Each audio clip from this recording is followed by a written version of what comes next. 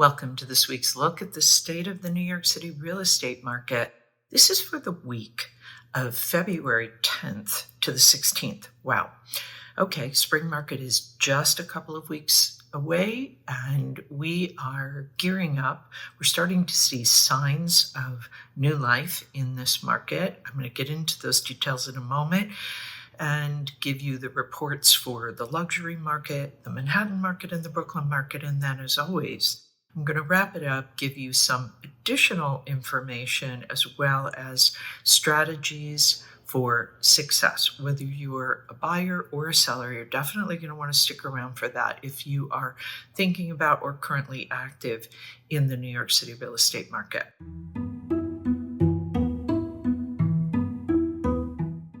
We saw a big pop of activity in the luxury market. There were 41 contracts signed.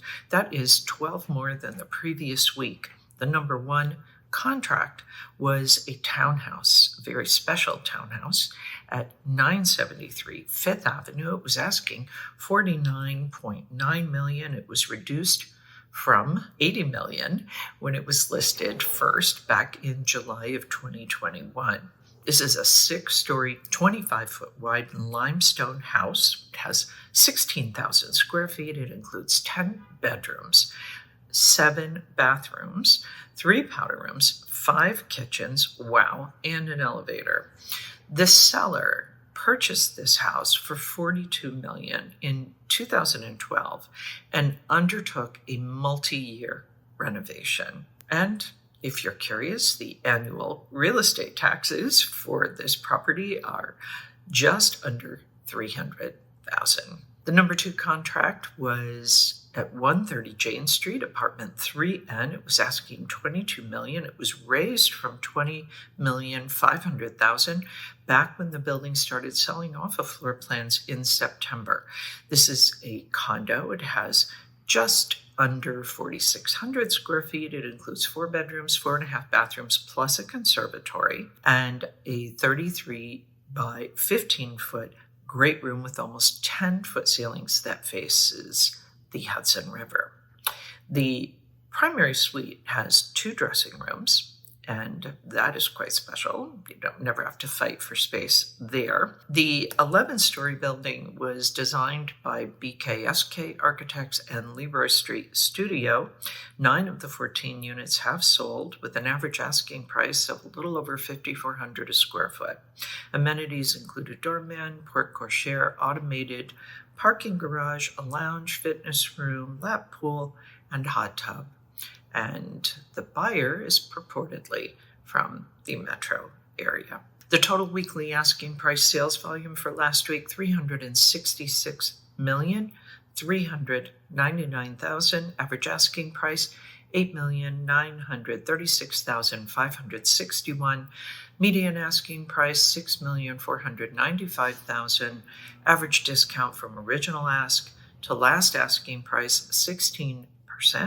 And the average days on the market, 962. Wow, big pop in the luxury market. That is it for the luxury market. We're going to look now at what's going on in Manhattan and Brooklyn. And then, as I said, I'm going to wrap it up and give you my strategies for success, whether you're a buyer or a seller in the New York City real estate market.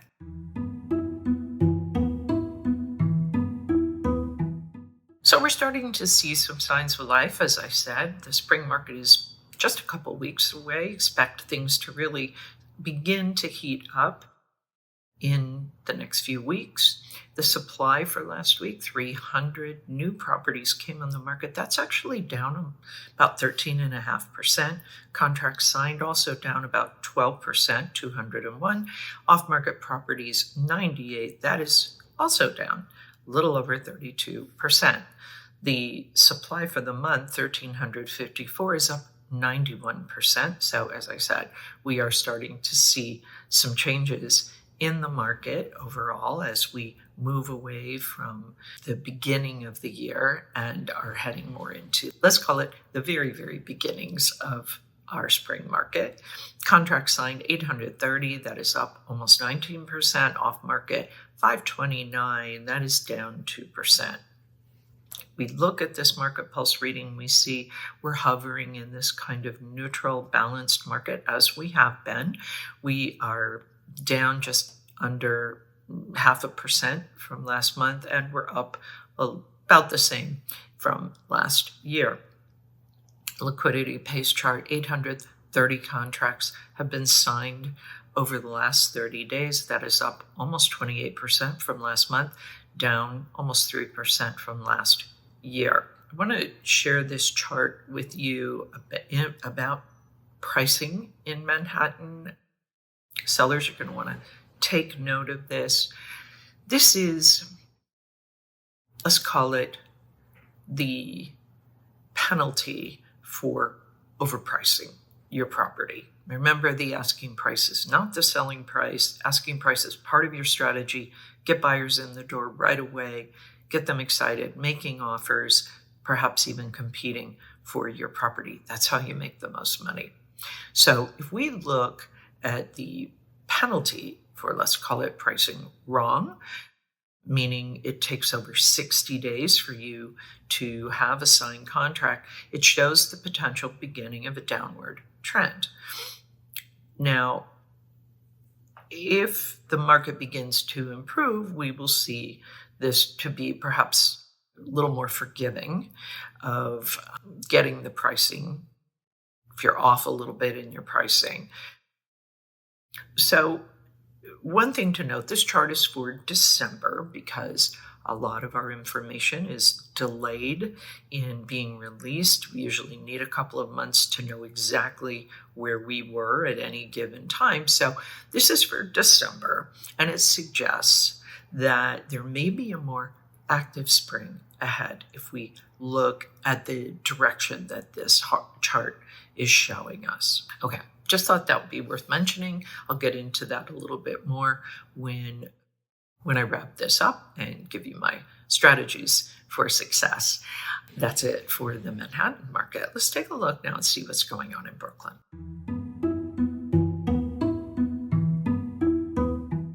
We saw new supply for the week down a little over 24% at 144 properties new to the market. Contract signed for the week, 120. That is down almost 15% off market. Also down a little over 18% at 58. The monthly supply at 729 is actually up 36%. Contract signed 508. That is up almost 18%, and off-market properties down a little over 25% at 252. Market pulse in Brooklyn also hanging around this kind of neutral, balanced level. We are up a little bit, just under 1% from last month and just a little over 0.5% from last year. 508 contracts were signed over the last 30 days. That is up a little over 23% from last month and up a little over 2.5% from last year. This same chart from December showing the, let's call it, the penalty for pricing wrong in Brooklyn, meaning taking longer than 60 days to sign a contract, shows that the penalty is fairly stable, unlike Manhattan, which looked like it was actually going to be improving a bit. This chart could well be a reflection of the general shift in demand towards Brooklyn real estate, highlights the potential squeeze buyers might find themselves in this spring if supply does not start coming online soon. So that's it for Brooklyn.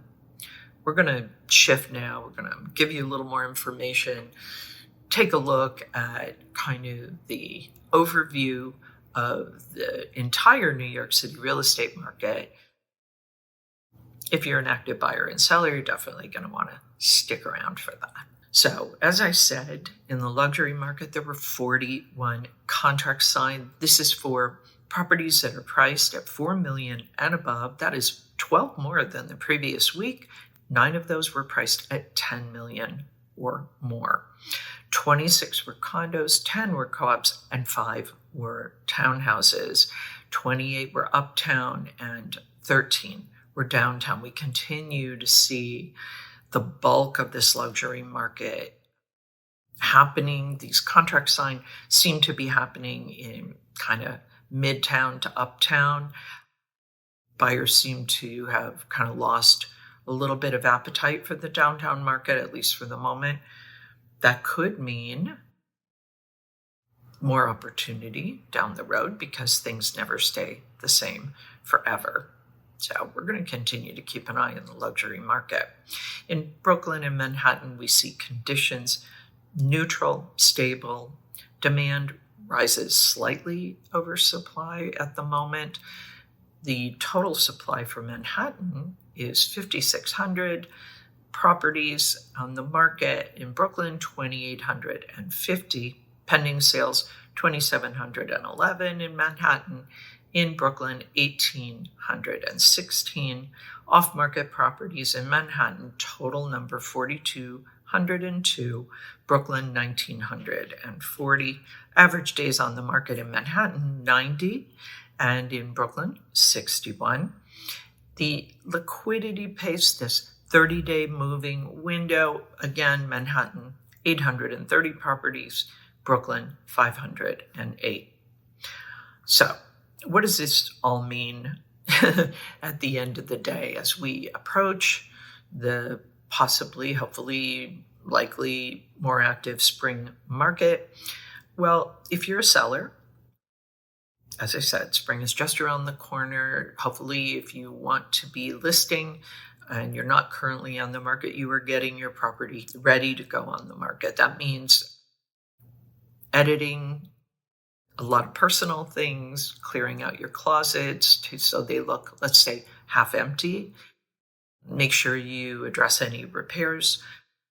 If you need to be staging, if you need to give your property a fresh coat of paint, be sure you're doing all those things. Why? Because you want to be best in class. One other way to ensure your success, make sure you are doing everything you can to get yourself into contract in those first 30 days, is to have a proper asking price, meaning in alignment with the market. This is a neutral market. There's only one way to really price successfully for a neutral market, and that is to price with the market, not to be too aspirational. If you really want to move it quickly, you could slightly underprice it. That could very well encourage buyers to start bidding for your property. That may help even to make you some more money. Buyers, the demand is currently outpacing the supply, so you might want to keep an eye on that. Why? Because the market will get a little tighter if that continues. You'll have more competition, meaning more buyers in the market. You may end up not really having so much leverage if that happens, because you may not end up having so much leverage as a buyer as you might have right now because of the balance between supply and demand. Possibly spring could be a little bit of a tricky market for buyers. We don't know yet. Hard to say. It's a little too far off. If you see something you like now, you very likely will have more leverage than you will have for those things that will be new to the market in the spring, because those sellers are going to want to test that market. They're not likely going to take a very low offer in the beginning. Okay, so that is it for this week's look at the state of the New York City real estate market. As always, my thanks to the Olshan Luxury Report and to Urban Digs. The work they do helps me to help you to make great decisions. I'll be back next week with the very latest news on what's happening in the New York City real estate market. In the meantime, take care.